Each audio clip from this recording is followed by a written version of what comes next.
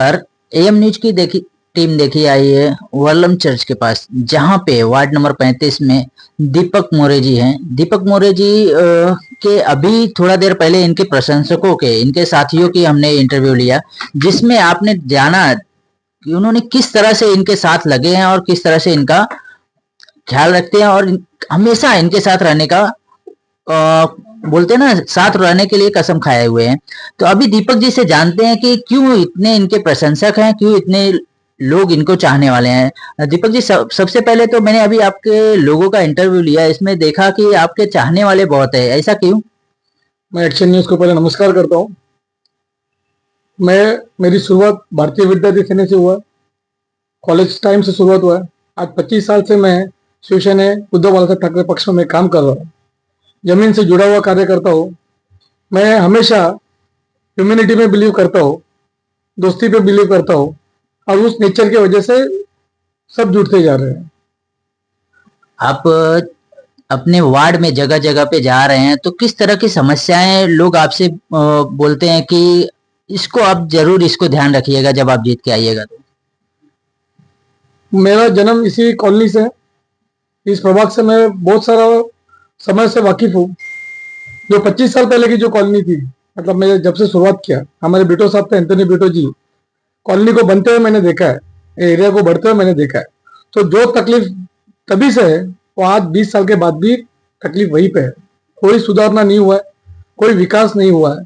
तो हर एक समस्या, ऐसा मैं बोल नहीं सकता कि यही मेन मुद्दा है। जैसे अगर मैं वल्ले की बात करूं, जिसमें अभी एसएलए की बिल्डिंग्स बने हैं, स्लम भी है, उसकी समस्या अलग है। अगर मैं आप ओरलम की बात करूं या मैं आगे आदर्श है, उनकी समस्या अलग है। अगर मैं वल्ले की बात करूं तो आज भी वहां पे नल, पानी, गटर, मीटर, ये सब समस्या जैसे थे वैसे ही है, कुछ सुधारना वहां पे हुआ नहीं है।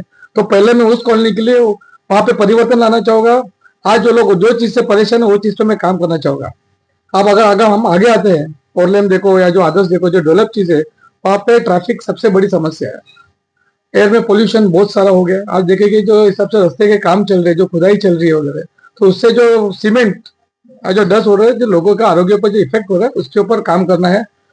ट्री प्लांटेशन के ऊपर हो या गार्डन में जो सीनियर सिटीजन की जो व्यवस्था हो, उस व्यवस्था या परिवर्तन को लाना चाहता हूँ। मैं आपके प्रतिद्वंदी योगेश वर्मा जी का जब भी ऑफिस का उद्घाटन हुआ तो मैं गया। उनके ऑफिस के उद्घाटन में यहाँ के प्रदेश अध्यक्ष आए हुए थे, खुद यहाँ के मुख्यमंत्री आए हुए थे। ऐसे आपके कट्टर प्रतिद्वंदी हैं, तो उनके साथ आप कैसे नहीं जाते, उनके साथ टक्कर कैसे देंगे आप?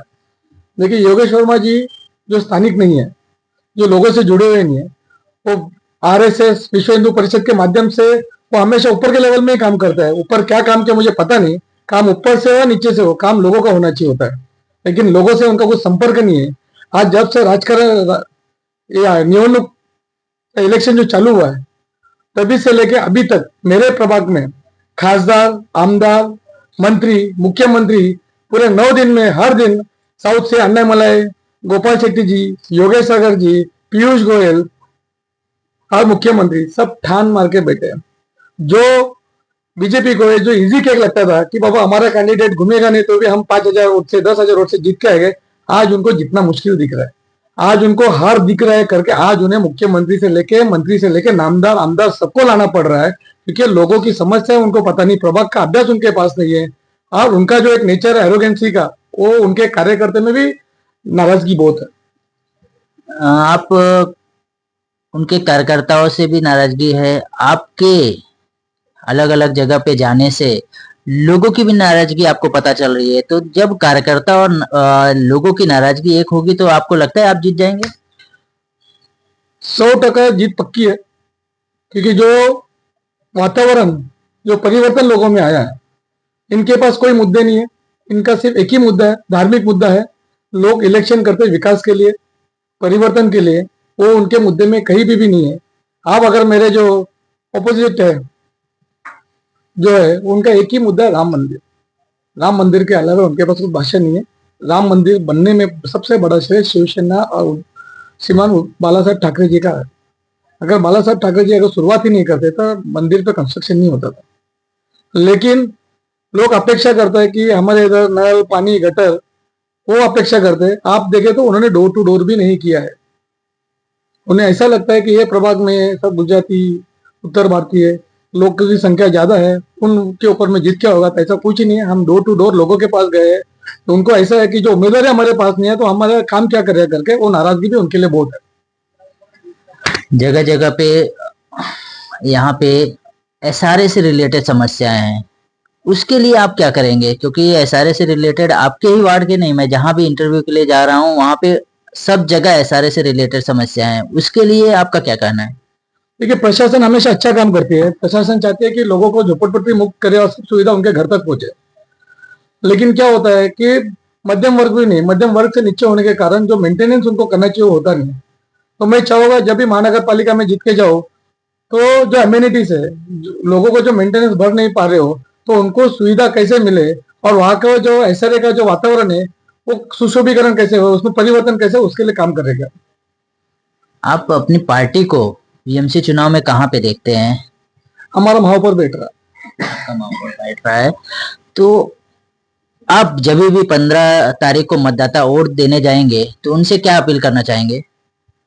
मैं अपने मतदारों को मैं यही कहना चाहता हूँ, स्वच्छ प्रशासन, अच्छा नागरिक सुविधा, सुरक्षित सड़कें, इन चीजों के लिए मतदान कीजिए। किसी के बातों में मत आइए, कोई धार्मिक चीज के बीच में मत जाइए। अपना परिवर्तन कैसा होगा, अपना परिसर कैसा स्वच्छ रहेगा, अपना परिसर कैसा सुरक्षित रहेगा, इस चीज के लिए मतदान कीजिए। बहुत बहुत धन्यवाद।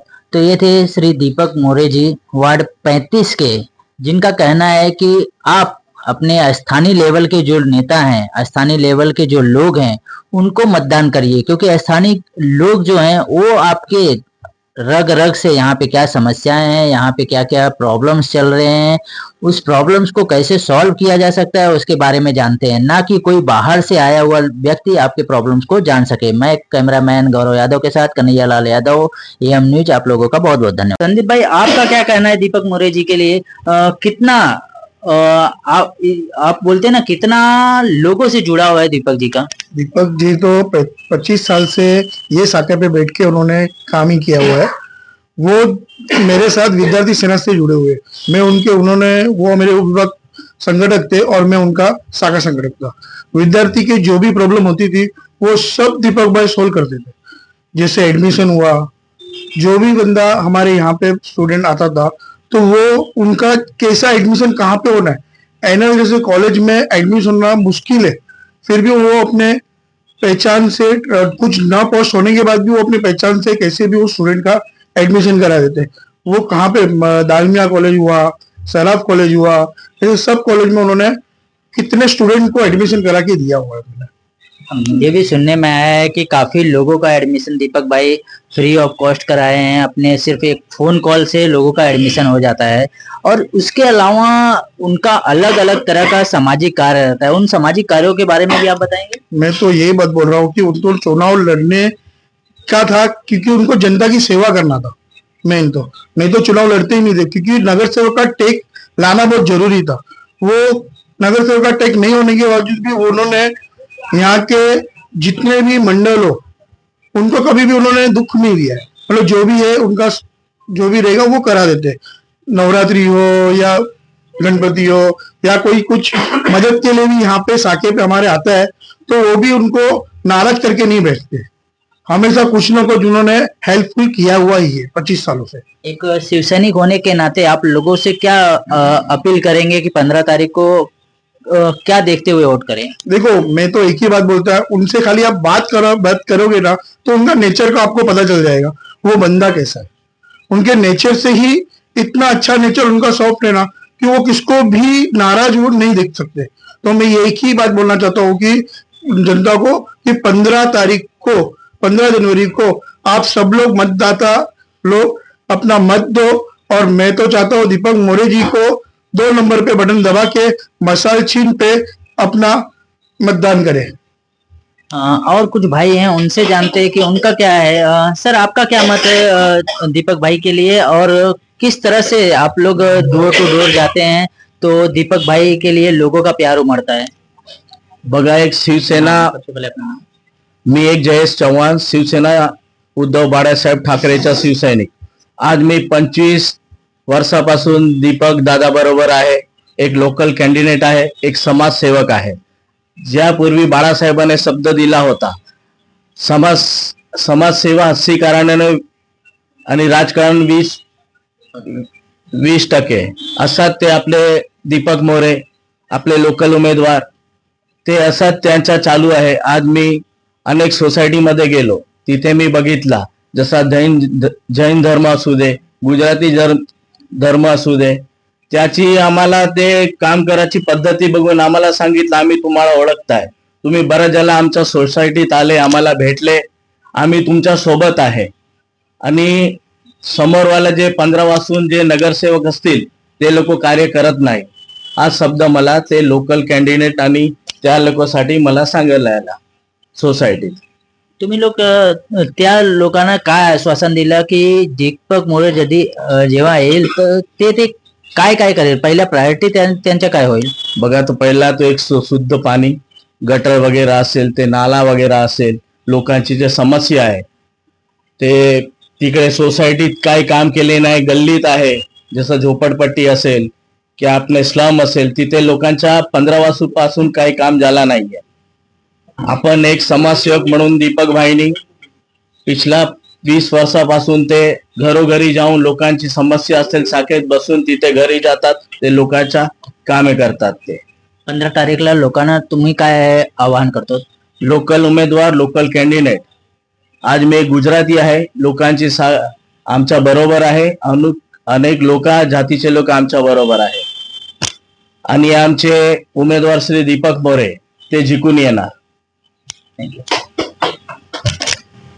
और लोगों से जानते हैं कि आपका क्या कहना है. क्या नाम है सर आपका? मेरा नाम गणेश गुप्ता है. मैं काफी समय से दीपक भाई के साथ में बचपन से हूँ और दीपक भाई का स्वभाव इतना अच्छा है ना कि मतलब मुझे और कहीं जाने की ऐसा आवश्यकता नहीं लगती है. तो 15 तारीख को आपको लगता है मसाल यहाँ पे जलेगी? मसाल 100% चलेगी, क्योंकि मतलब इनके स्वभाव के हिसाब से ना लोगों में इतना उत्साह है ना कि लोग है ना खाली मशाल के पीछे, जो अदर पार्टी के मतलब जो अलग भी लोग हैं वो भी खुद से मतलब दीपक भाई बोल रहे कि दीपक भाई हमको कैंडिडेट है ना, जो अदर पार्टी वाले हैं उनको बोले आपके आगे हमको कोई कैंडिडेट नहीं समझ में आ रहा है, क्योंकि इनका रिलेशन इतना अच्छा है, जो इनसे मिल जाता है वो इनके हिसाब से चलता है. बहुत बढ़िया.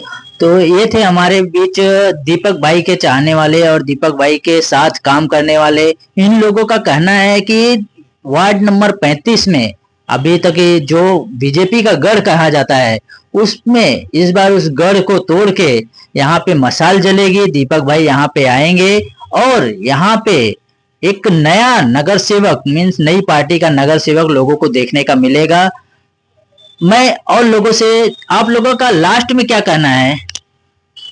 मैं सब लोगों को यही कहूंगा कि आने वाले 15 तारीख को सब धर्म के लोग, सब पूरे 35 वार्ड के लोग निकले और दीपक मोरे जी को 2 नंबर के बटन, उनकी निशानी है मशाल, उस पे दबाकर उनको भारी बहुमतों से विजयी बनाए. और यही बोलूंगा मैं, आगे बढ़ो.